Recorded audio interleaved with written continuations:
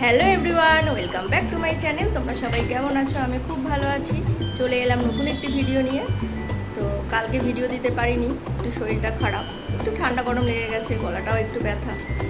যাই হোক, এখন আমি তৈরি করছি দুপুরের লাঞ্চ মেনু। তো রান্না প্রায় হয়ে এসছে, চলো তোমাদের একটু শেয়ার করি। রয়েছে ভাত, এদিকে রয়েছে শাক ভাজা, আম দিয়ে টক ডাল, আর এখানে হচ্ছে আদা জিরে বাটা দিয়ে আলু ঝিঙে দিয়ে রুই মাছের ঝোল, একটু ধনেপাতা ছিটিয়ে দিয়েছি, হয়ে এসছে প্রায়। তো এই হলো আমার লাঞ্চ মেনু।